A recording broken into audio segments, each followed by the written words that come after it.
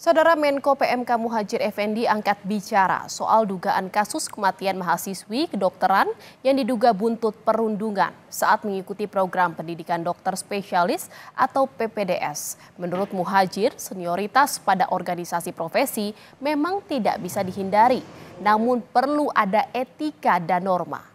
Muhadjir mengatakan semua organisasi profesi dan pekerjaan profesional memang menghendaki adanya struktur senioritas, termasuk fakultas kedokteran.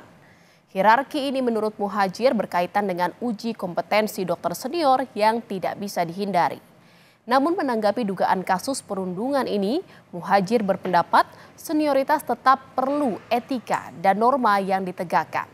Ia pun menyinggung soal Undang-Undang Kesehatan baru yang memungkinkan pemerintah untuk intervensi potensi terjadinya senioritas di sektor kesehatan. Itu pendidik profesi dokter itu tidak bisa dihindari karena misalnya nanti untuk uji kompetensi itu harus dilakukan oleh dokter senior. Disitulah senioritas pasti berlaku. Cuman memang harus ada etika, ada norma yang betul-betul ditegakkan di dalam profesi-profesi itu termasuk kedokteran.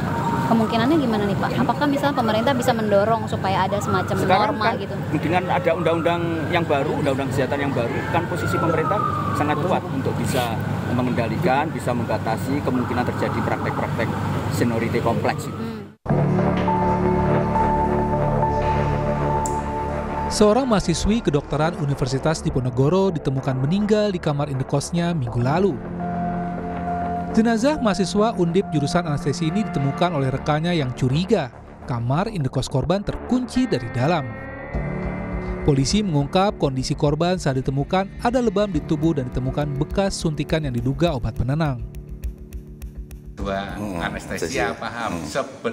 Ini yang ngomong dokter ya yang bilang ya, obat ini seharusnya dilewatnya infus, ya dah infus, tapi disuntikan ke sini. Memang sedikit.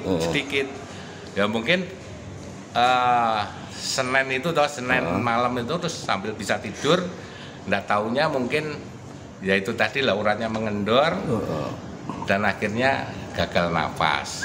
Ini asumsi dari dokter, jadi tidak bunuh diri. Tidak bunuh diri. Ya. Tidak bunuh diri, dia nggak ingin istilahnya apa yang mengurangi menenangkan diri. Menenangkan diri seperti itu. Atas permintaan keluarga, jenazah korban tidak dilakukan otopsi dan langsung dibawa ke rumah duka di Tegal, Jawa Tengah. Polisi menghentikan penyidikan dengan alasan tidak adanya indikasi pembunuhan. Namun untuk penyidikan terkait adanya dugaan perundungan, polisi masih menunggu investigasi dari Kementerian Kesehatan. Heri Widodo, Kompas TV Semarang, Jawa Tengah.